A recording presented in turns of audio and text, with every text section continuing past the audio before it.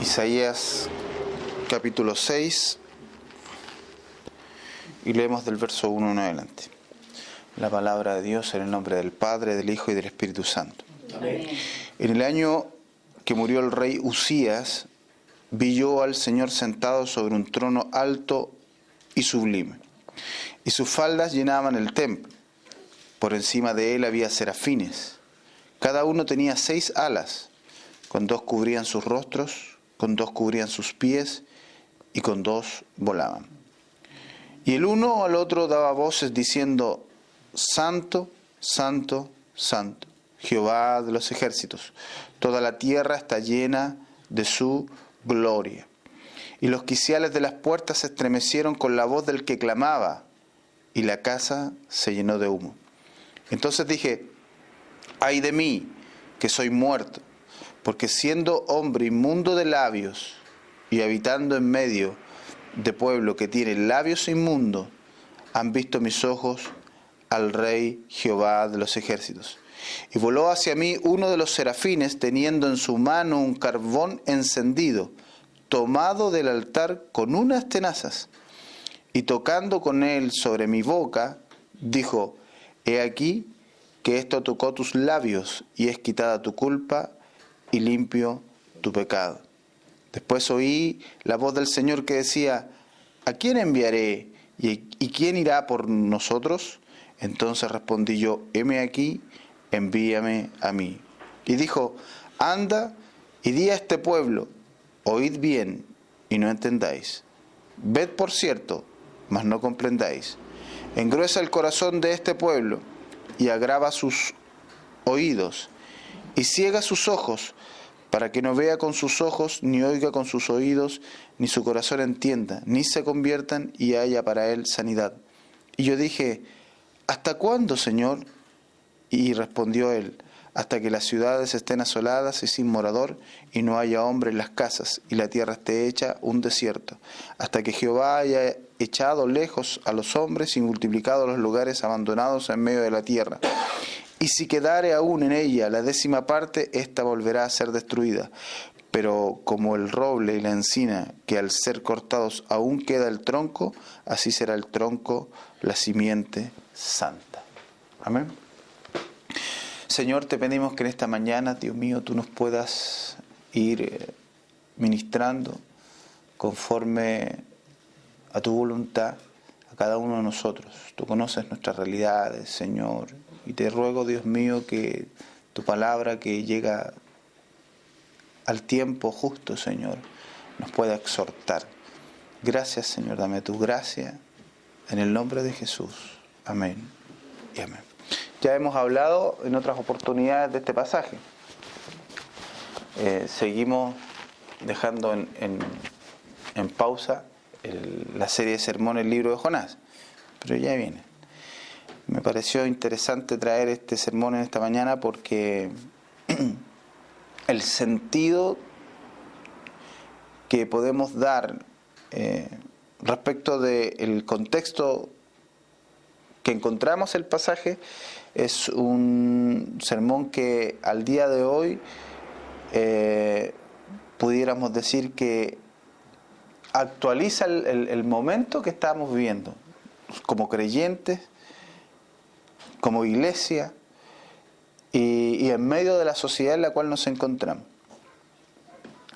En el año que murió el rey Usías, vi yo al Señor sentado sobre un trono alto y sublime, y sus faldas llenaban el templo. Decíamos que habíamos hablado en otras oportunidades de este pasaje cuando estuvimos viendo la serie de sermones respecto de la presencia de Dios. ¿Qué significaba estar en la presencia de Dios? ¿Cuán terrible es estar en la presencia de Dios? Como bien lo dice Juan Calvino, que cuando los hombres se contemplan unos a otros, cada uno de ellos pareciera ser mejores unos que otros, y cada uno de ellos se alaba unos a otros en sus propias justicias. Pero cuando nos encontramos frente a la luz perfecta, que es Dios, toda esa holgura de los hombres en su propia vanidad se desvanece, se destruye, porque nos encontramos frente a la luz perfecta. Esa luz es la que alumbra todas nuestras tinieblas. Bueno, aquí nos encontramos en primer lugar con un rey que, como lo encontramos en 2 de Crónicas capítulo 26, comenzó a reinar cuando tenía 16 años. Y Usías fue uno de los reyes que vino a restaurar la nación de Israel. Se mantuvo en los caminos de Jehová e hizo lo bueno y lo recto ante sus ojos. Lamentablemente, al final de su periodo, al final de sus años, él gobernó 52 años en Israel. Y al final de sus años, de sus días, su corazón se enalteció, se envaneció. Y tomó un oficio, un lugar, una autoridad que no le correspondía. Él quiso ofrecer incienso a Jehová en lugar de los sacerdotes, de los hijos de Aarón, de los levitas, a los cuales estaba autorizado por Dios el oficio de ofrecer el incienso. Por lo cual le sobrevino la lepra, le brotó la lepra sobre su frente, y así estuvo hasta el final de sus días. No obstante, a pesar de que la nación se mantuvo buscando a Dios en sus días, en ese periodo final comenzó un declive moral, comenzó la corrupción de Israel. Y en aquel mismo instante, estaba también el profeta Isaías. Y encontramos en el profeta Isaías uno de los pocos hombres íntegros de la nación, íntegros en su totalidad. Porque es interesante que hagamos mención a esto que nos está contando el pasaje. Isaías era un hombre íntegro, no solamente era un hombre preparado en las escrituras, no solamente era un hombre preparado en la educación israelita, sino que también se podría decir que era uno de los hombres que tenía una línea principal dentro de Israel. Y es interesante porque, como comenzaba diciendo al principio, cuando nosotros nos enfrentamos a la realidad de confrontarnos a la santidad de Dios,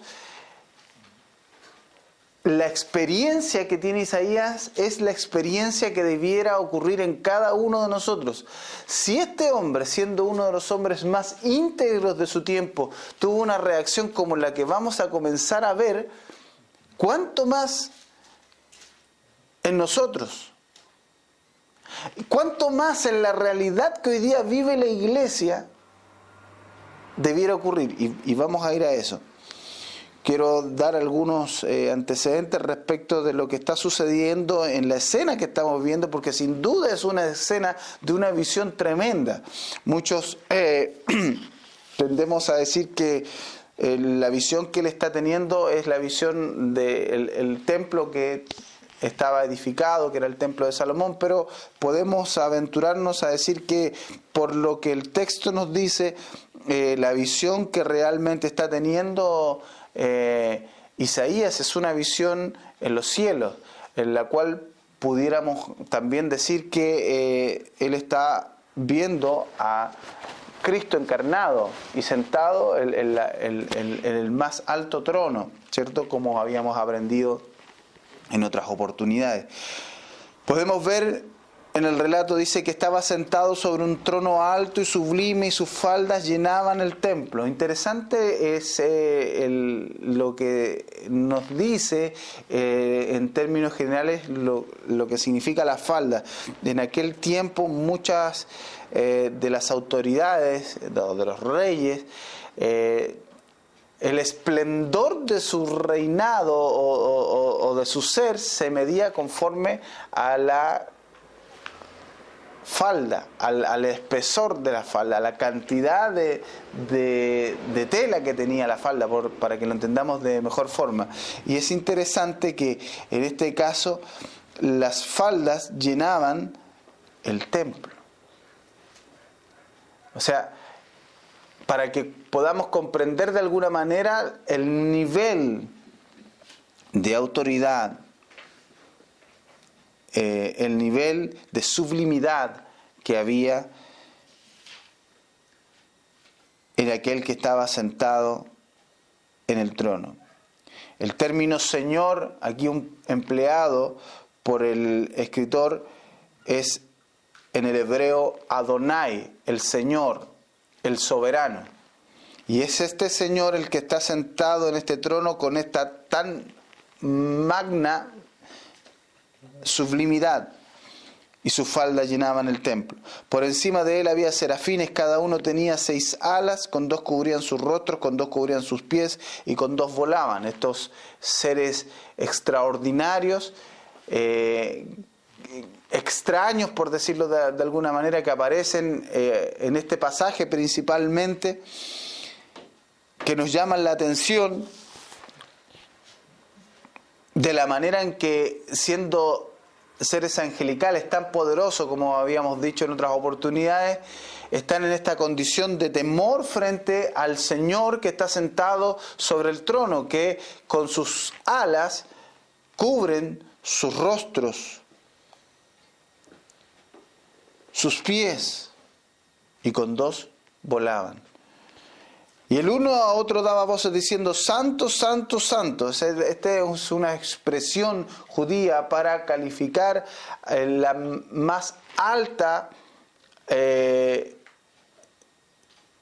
más alto grado. Santo, Santo, Santo. No hay más alto grado. No hay ningún otro pasaje en la Escritura que se refiera de esta manera a alguna persona. Solamente a Dios. Santo, Santo, Santo. Ni tampoco hay otro atributo en Dios que se exprese de la misma manera. No se dice justicia, justicia, justicia, ni omnipotente, no. Santo, Santo, Santo. Ese es el atributo de Dios que le da lustre a todos los otros, como bien lo dice Arthur Pink. Y los quiciales de las puertas se estremecieron con la voz del que clamaba, y la casa se llenó de humo. O sea, la imagen que está teniendo Isaías es tremenda, es terrible. Debemos considerar 2 cosas importantes en esto. Primero, la situación en la cual se encontraba el reino. Un reino que ya comenzaba en un declive moral, ético, en donde la locura del rey, porque cuando los hombres se ven en un estado de prosperidad, cuando los hombres se ven en un estado de pudiéramos decir, de paz por todos lados y abundancia de todo, en todo sentido, cuán rápidamente como seres humanos caídos nos olvidamos de nuestra posición delante de Dios y de quién es realmente el ser a quien nosotros estamos adorando, quien nos ha llamado por su gracia a rendirle pleitesía y a obedecer y a sujetarnos a todo lo que Él nos ha establecido. Bueno, una era esa situación. La nación toda, y esto comenzó por el rey, había olvidado su posición delante de Dios y a quien ellos servían. Que el Dios que los había llamado era un Dios santo. Y los había llamado para mostrar las virtudes de Él. Los había llamado para hacer luz en medio de un mundo pagano, impío, que se rebelaba en contra del único Dios verdadero.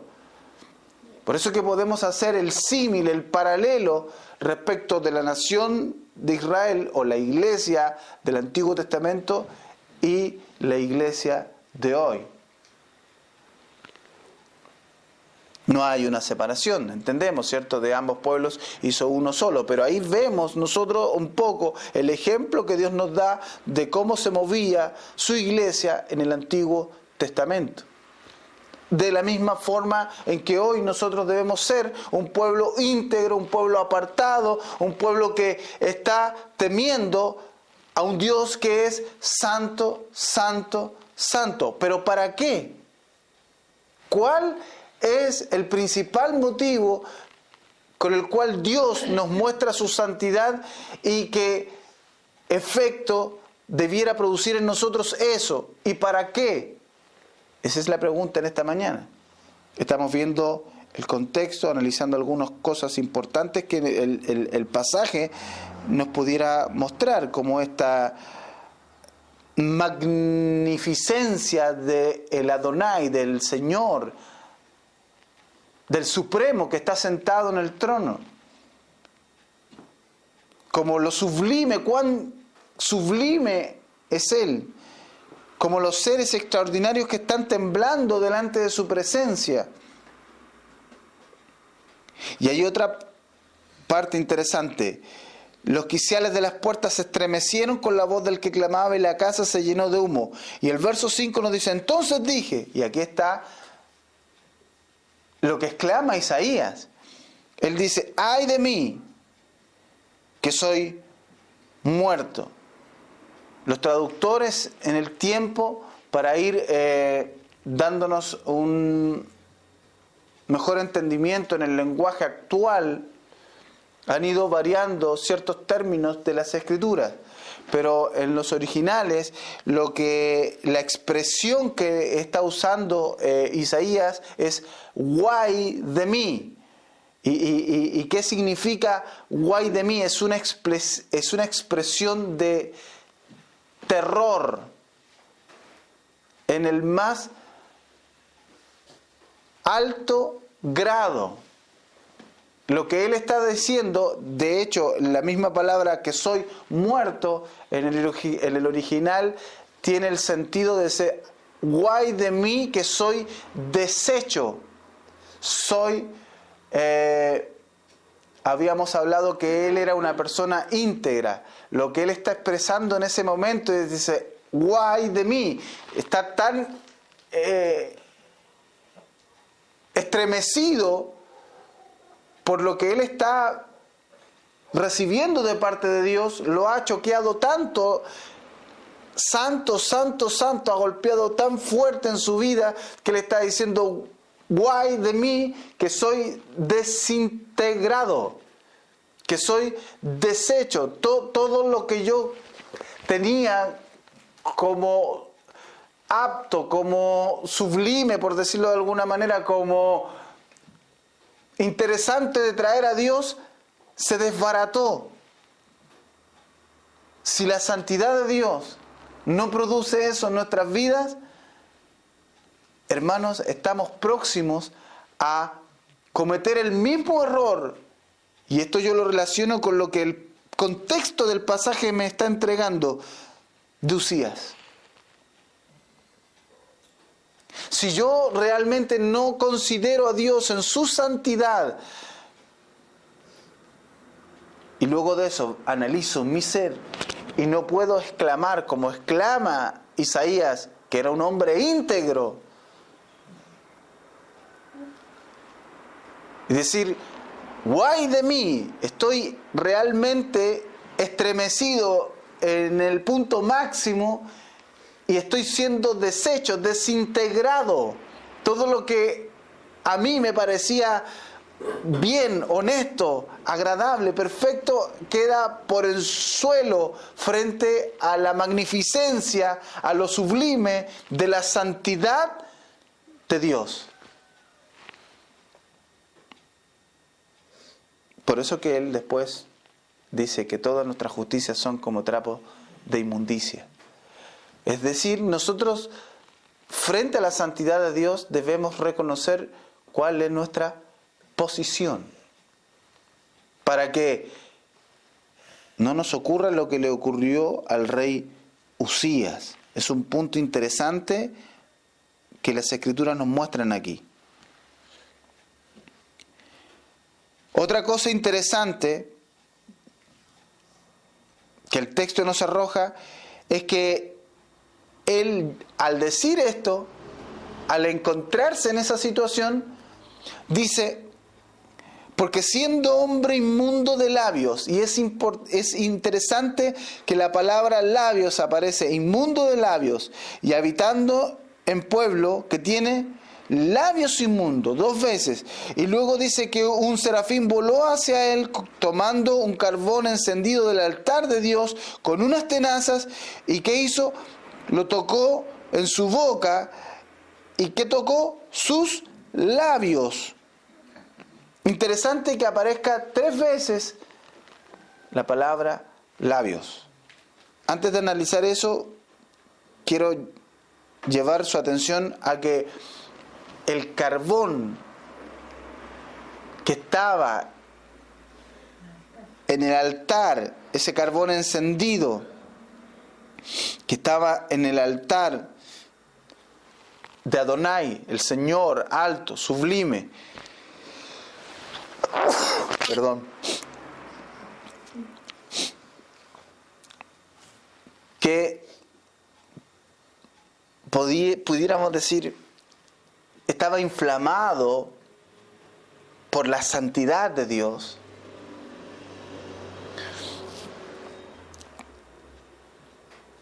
Ese carbón ardía de tal manera que ese ser angelical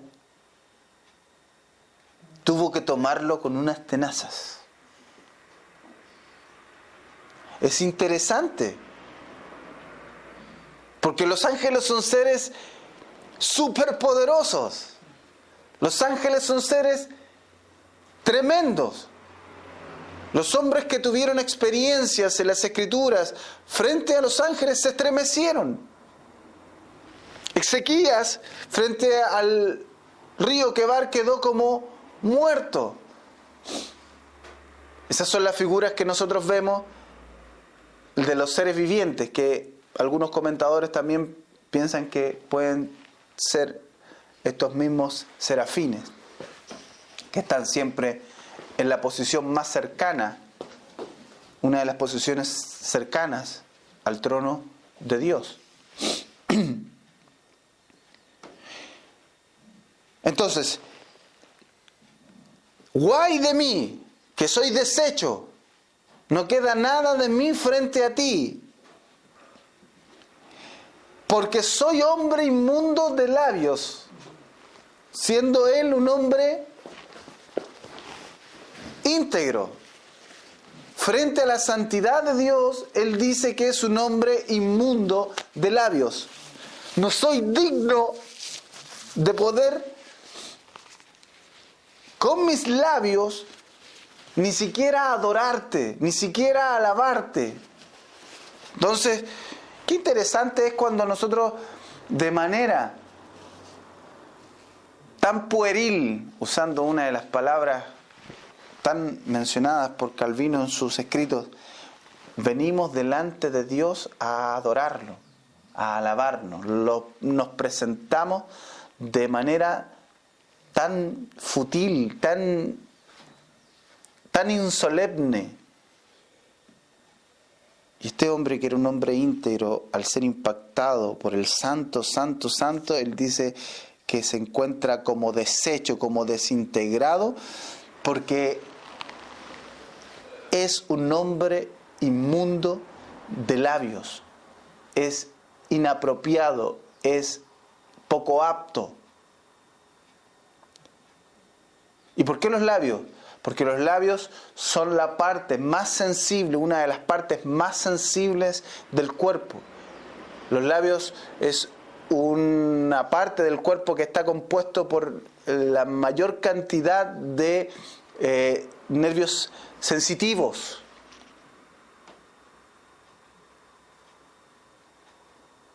Los labios son con lo que nosotros expresamos una de las manifestaciones de amor más sublimes, como lo es un beso.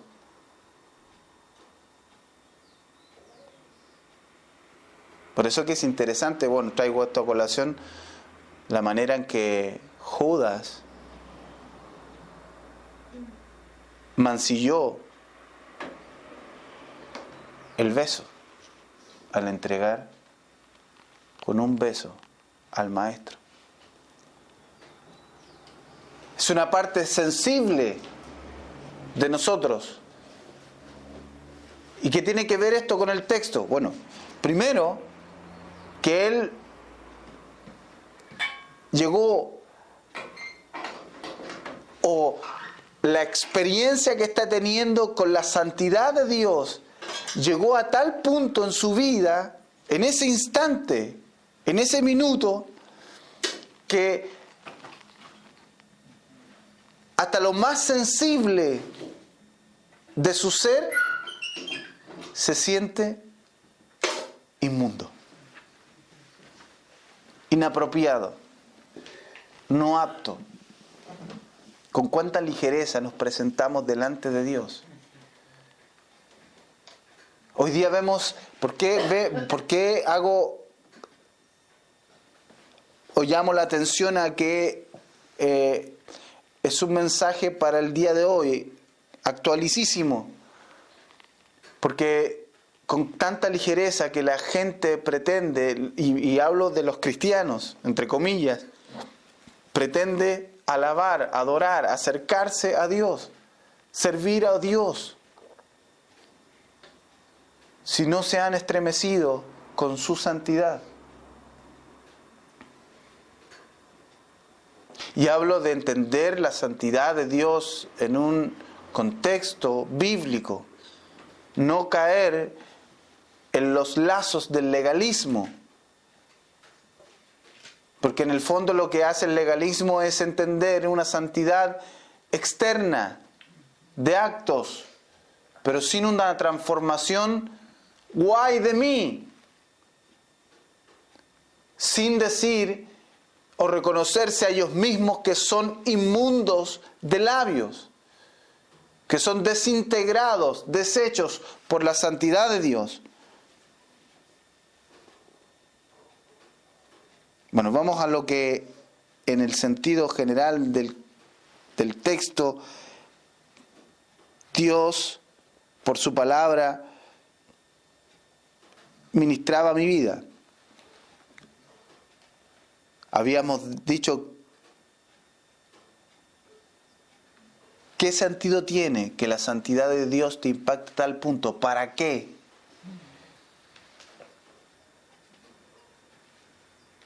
Isaías lo primero que resalta es y reconoce que Él es un hombre de labios inmundos, inmundo de labios, a pesar de que Él era íntegro.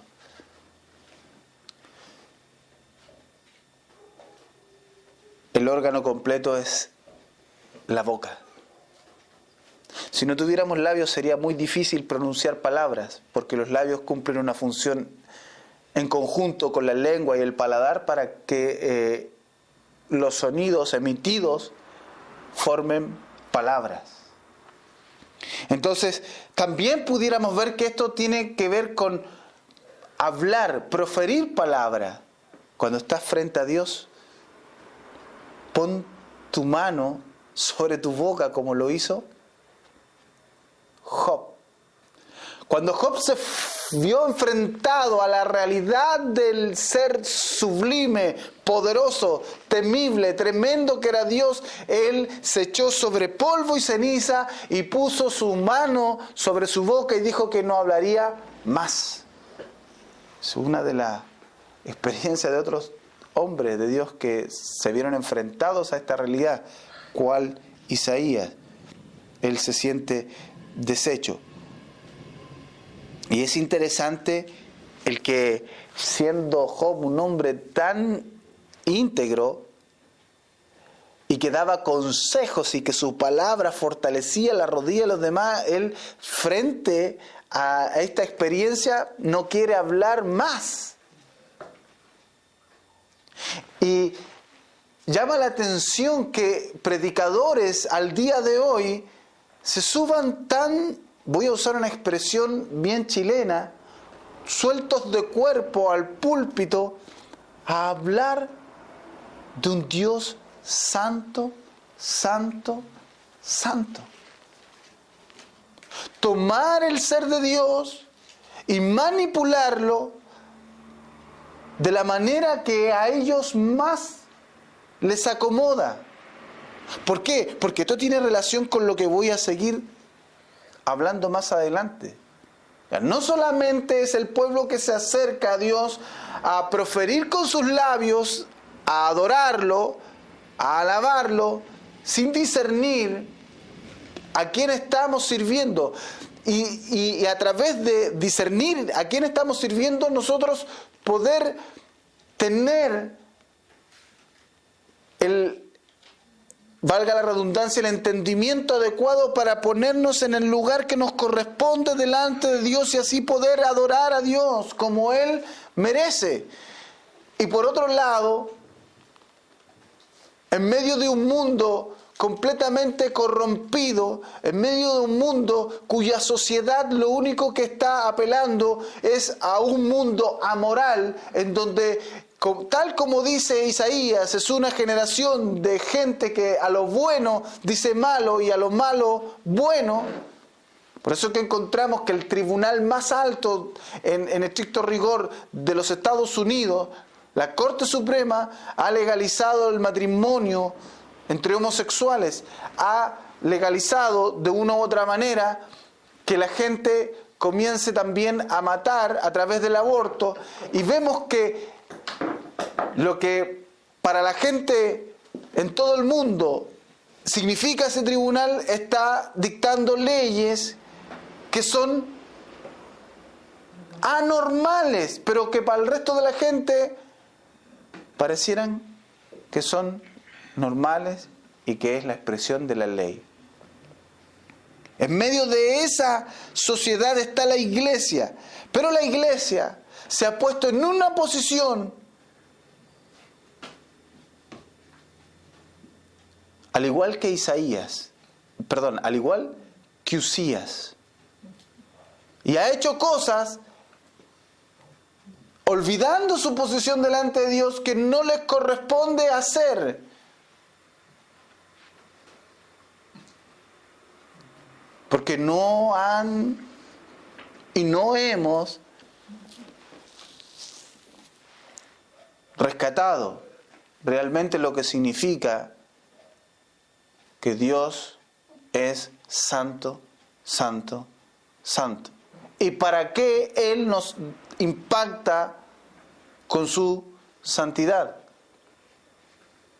Hablamos y adoramos y decimos con nuestros labios, con nuestra boca.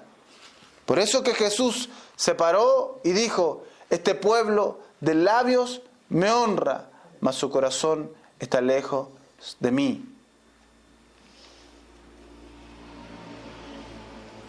Lo dice el mismo profeta Isaías, ¿no? Ahora, voló el serafín, tomó este carbón que era tan tremendo. Porque nosotros cuando vemos un tizón encendido, si lo tocamos con la mano nos vamos a quemar. Imagínense este que está en el trono de Dios, que el mismo serafín no puede tomarlo con sus manos porque sin duda su piel, la piel del ángel, se iba a chamuscar. Él lo toma con unas tenazas y con unas tenazas lo lleva. ¿Y dónde lo pone? En la boca de Isaías. Y tocando con él sobre mi boca, dijo: he aquí que esto tocó tus labios. Es decir, que ese fuego quemante tocó la parte más sensible de Isaías.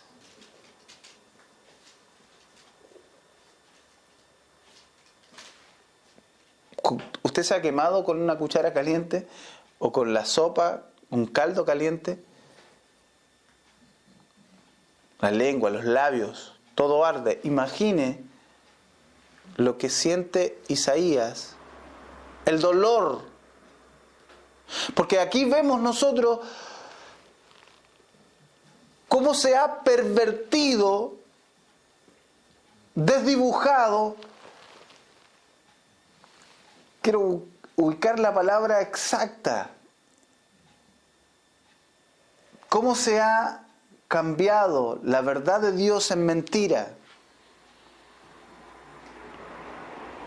respecto de los atributos de Dios. Porque la gente cree hoy día que la santidad de Dios es solamente un manto blanco. Tu santidad me envuelva. Y lo que produce la santidad de Dios es dolor. duélase el hombre en su pecado. No podemos dolernos en nuestro pecado si no conocemos a un Dios santo. Las iglesias de hoy han bajado el carácter moral de Dios, han desdibujado su ley. Los cristianos están presentando un evangelio amoral. Pero lo que produce la santidad de Dios es un dolor indescriptible, porque sin duda el tizón que tocó los labios cauterizó, los selló. Es interesante porque cuando nos encontramos frente a la magnificencia de Dios, no debemos proferir palabra alguna, mejor calla y oye. Y eso nos habla un poco también de lo que significa la oración, que hemos venido meditando en la semana respecto a la oración. En mi caso, cuán rápido vamos a la oración y hablamos. Ni siquiera nos tomamos el tiempo de adorar a Dios y guardar silencio para oír su voz sublime, para esperar qué Él nos tiene que decir. Sin duda por su palabra, porque ahí encontramos la voluntad de Dios perfecta y agradable. Por eso que el Señor decía, me deleito en tu ley. Ella es toda agradable para mí, porque ahí está la voluntad de Dios perfecta y agradable para nuestras vidas. Entonces, ese carbón, de alguna manera representando lo tremendo, lo terrible que es la santidad de Dios, tocó lo más sensible de Isaías y cerró sus labios, para que Isaías también pudiera escuchar lo que Dios tenía que decirle. Hoy día nosotros no escuchamos a Dios. La iglesia va y hace, y está llena de actividades y hace cosas y va y hace cosas, pero ni siquiera conoce a Dios. Le ha bajado la extremidad, lo extremo, lo santo, lo perfecto de sus atributos. Y así va por el mundo proclamando y abriendo su boca. Y por eso que al día de hoy tenemos un evangelio pervertido, leudado, contaminado. No se equivocó Pablo al decirle a los Gálatas, ¿quién os fascinó tan rápidamente? Presentándoles un evangelio distinto, otro evangelio. El que escuchamos el día de hoy es otro evangelio. Debemos dar gracias a Dios, porque como termina el texto, Él siempre tiene un tronco, una raíz, unas rodillas que no se han doblado frente a los Baales y que están proclamando el verdadero evangelio, el puro y santo evangelio. Pero ¿de qué manera debemos hacerlo? Vamos allá. Entonces la santidad de Dios produce un dolor extremo. Si no te has puesto, si yo no me he puesto en esa situación delante de Dios, el sentir un dolor extremo al ser impactado por la santidad de Dios, mejor no hablemos, no digamos nada. ¿Qué vas a decir?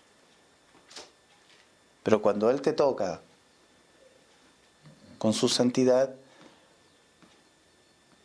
y nos infiere dolor y estamos atemorizados terriblemente al punto de sentirnos deshechos, es para algo. Los ministros de Dios, los hombres que Él ha llamado a proclamar con sus labios, con su boca, el mensaje bienaventurado del Evangelio, debemos vivir esta experiencia, tal cual lo hizo Isaías.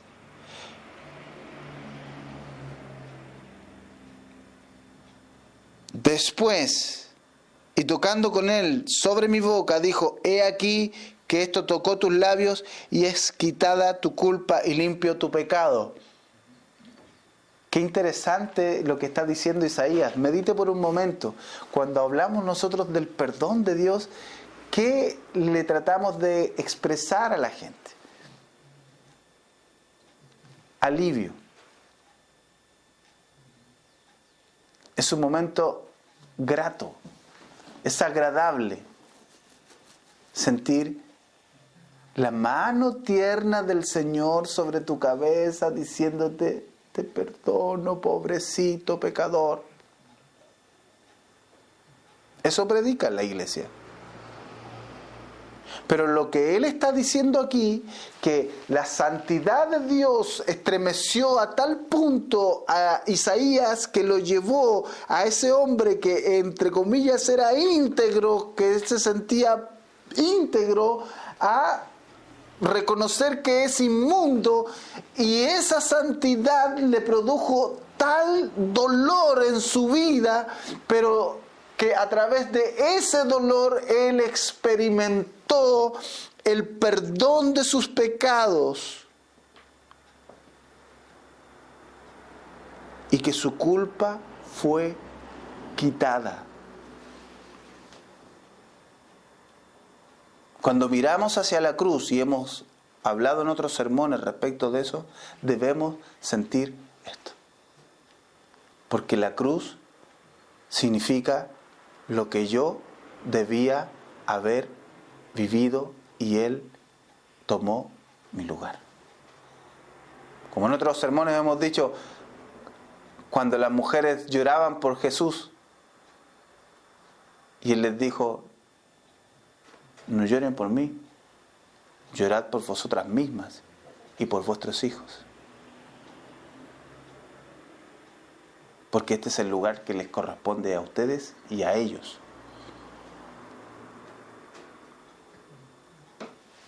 El ángel tocó por el mandato de Dios los labios de Isaías. E Isaías experimenta esta situación terrible, tremenda, pero que también trae el perdón de sus pecados, la limpieza de ellos, y es quitada su culpa.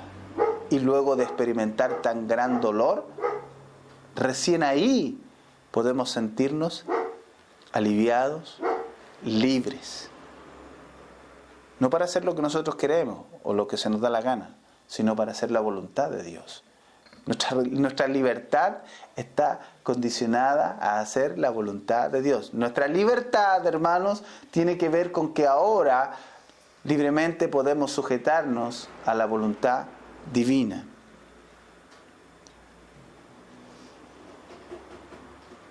Fíjese que luego que él experimenta esto, el verso 8 nos dice: después oí la voz del Señor que decía: ¿a quién enviaré? ¿Y quién irá por nosotros?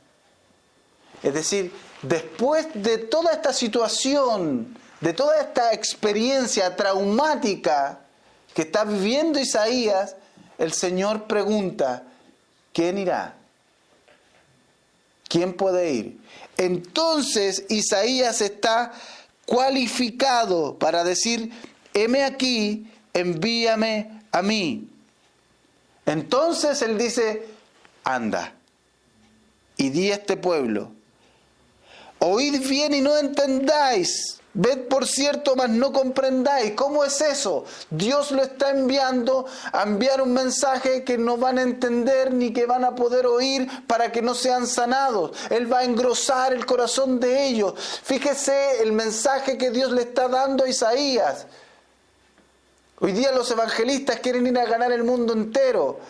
Las iglesias quieren ir y acumular gente con un evangelio leudado, un evangelio que está completamente descontextualizado de las Escrituras y está mostrando un Dios que no tiene que ver nada con las Escrituras, y está en una posición y va en una condición que no tiene nada que ver con lo que está experimentando Isaías y con lo que debemos experimentar cada uno de nosotros al enfrentarnos a un Dios santo, al enfrentarnos a la cruz, al tomar la cruz del Señor y seguirle. Y con ese mensaje queremos ganar a todo el mundo. La verdad es que el mensaje de Dios es un mensaje de juicio. Cuando Él está expresando esto, es lo que decía la semana pasada respecto de las parábolas. Porque por medio de las parábolas no todos entendían con claridad. Era un mensaje que iba acompañando a algo. Pero no todos podían entenderlo, sino a aquellos a los cuales les era dado. Y cuando Dios encubre su palabra, hermanos, está hablando de juicio. ¿Qué dijo Cristo? Y aquí vengo a traer juicio. Traigo espada. He encendido un fuego. Hermano, ¿por qué esto es interesante? Porque si nosotros vamos a 2 de Timoteo, capítulo 1, verso 17,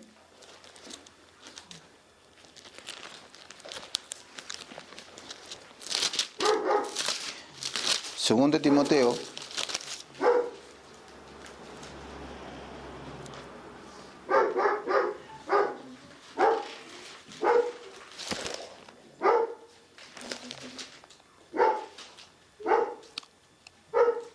capítulo 3, verso 1 al 17.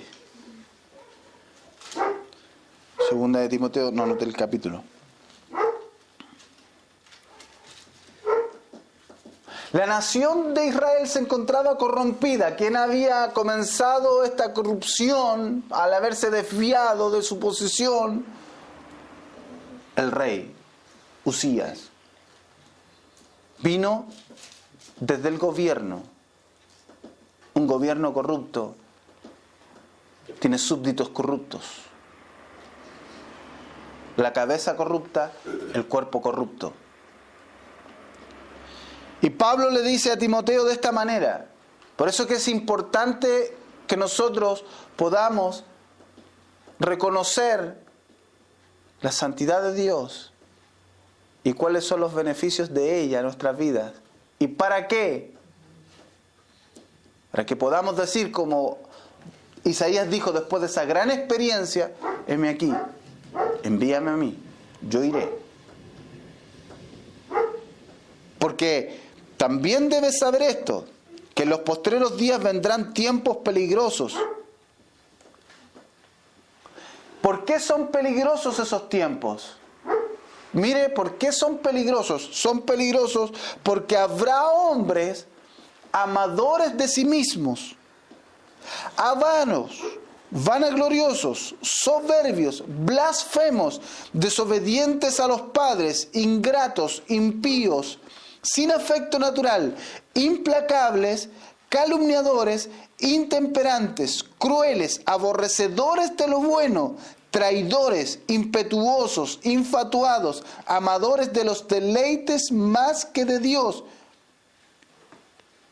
Y usted dice, eso lo vemos en todo el mundo, pero el verso 5 aclara el apóstol en qué grupo está viendo estas personas. Que tendrán apariencia de piedad, pero negarán la eficacia de ella. A estos evita. Estos son los que están predicando hoy día en muchos púlpitos en el mundo entero. Hombres a los cuales el tizón ardiente tomado con las tenazas por el serafín enviado por Dios no ha tocado sus labios. Por eso que predican un evangelio distorsionado, distinto, el evangelio de Satanás. Esa es la verdad. Y no me refiero con esto solamente a aquellos que predican el evangelio de la falsa prosperidad. Me refiero principalmente a aquellos que con un manto de santidad, entre comillas, predican una herejía que hace ver insuficiente el sacrificio de Cristo en la cruz. Aquellos que creen que hablan o son los únicos portadores de la sana doctrina, sin ni siquiera darse cuenta que en su proclamación siguen entregando un veneno que fue considerado como anatema en los más grandes concilios de la Iglesia.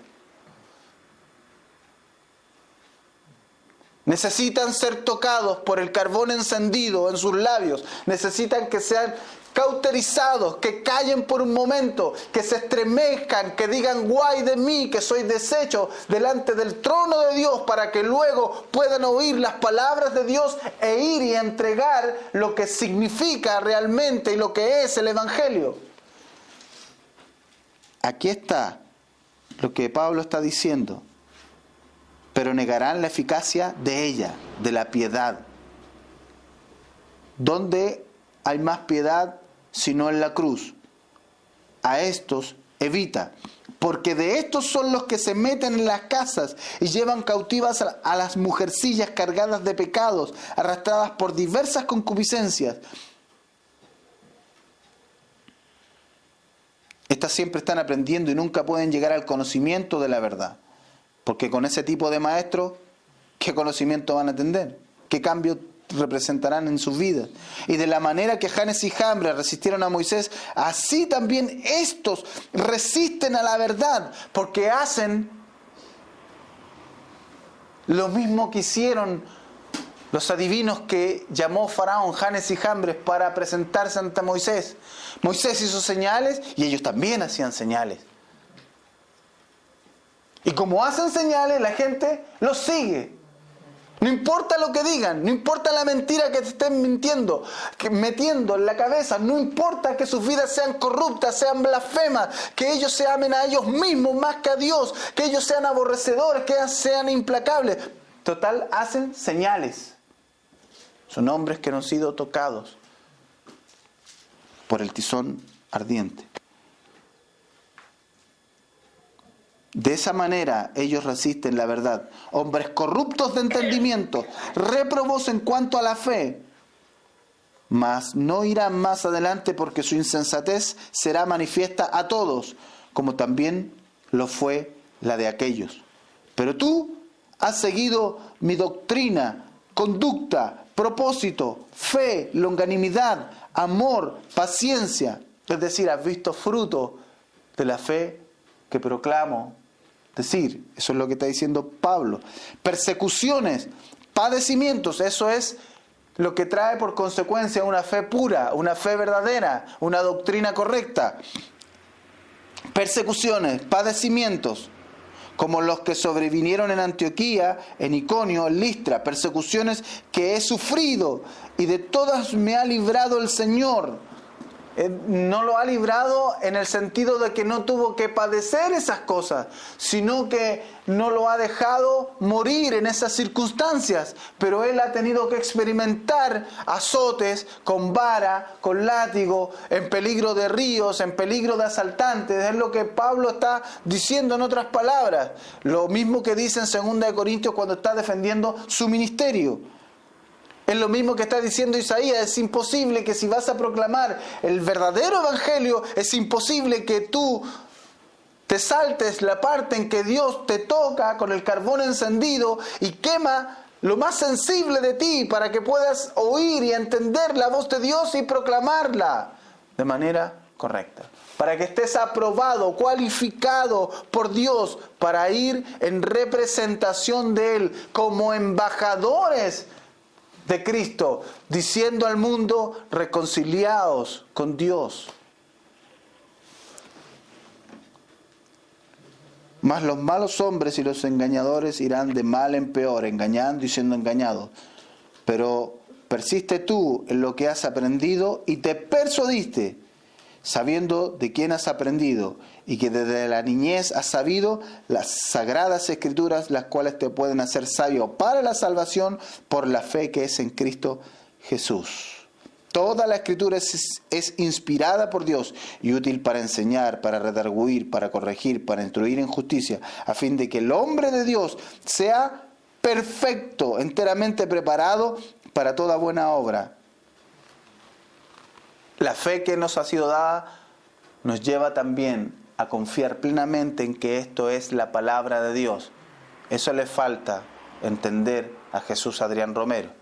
O tal vez lo entendió y ahora lo aborrece. Entonces está a las puertas de ser un apóstata, si es que ya no lo es. Porque parece que el carbón encendido no tocó sus labios.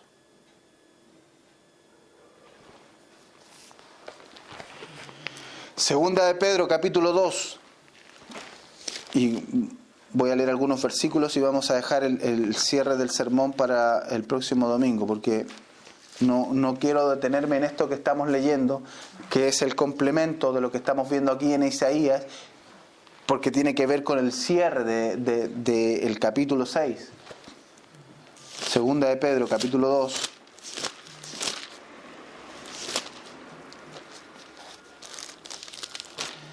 Ayer, cuando revisaba el video de R.C. Sproul, La Santidad de Dios, lo que aprendí allí me llevó a analizar el texto de esta forma.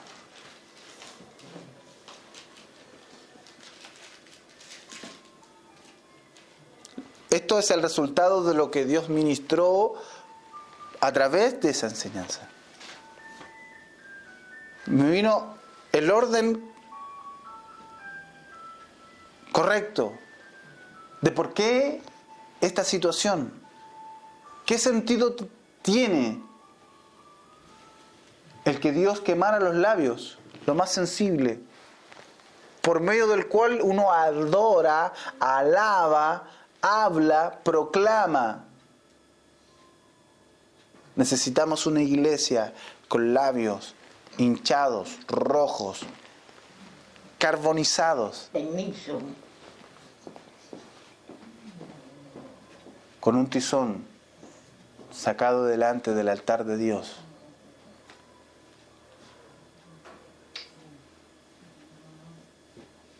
Joven, necesitas marcarte, que Él te marque con ese carbón.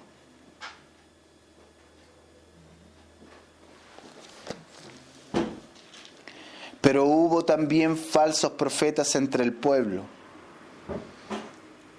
Esto nos lleva, Pedro está diciendo, esto que pasó en la iglesia del Antiguo Testamento, que hubo hombres que se hacían llamar profetas, que se decían ser enviados de Dios, que se decían decir que Dios les había hablado y hablaban al pueblo y el pueblo les creía.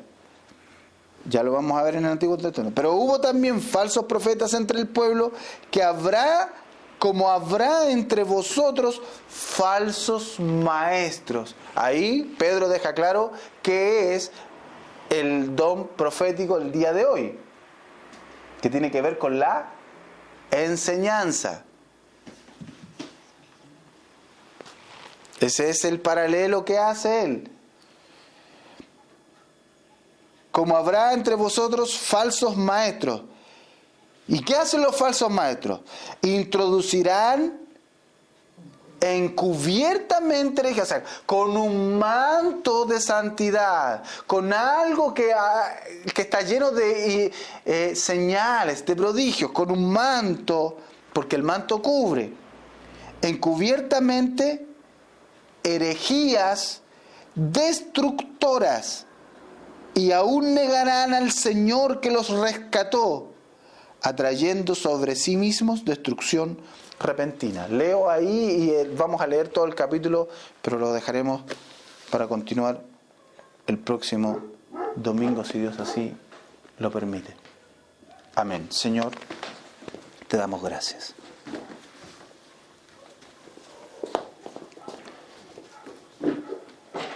Ayúdanos, Dios mío,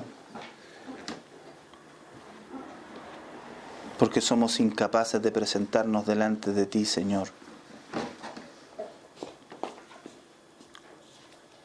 Perdóname, Dios mío. Perdóname. Perdónanos, Señor. Y queremos, Dios mío, en esta mañana pedirte que toques nuestros labios, Señor.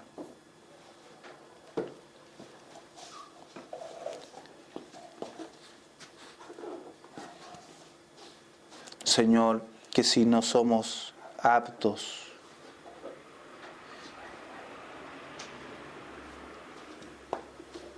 nos prepares, Señor.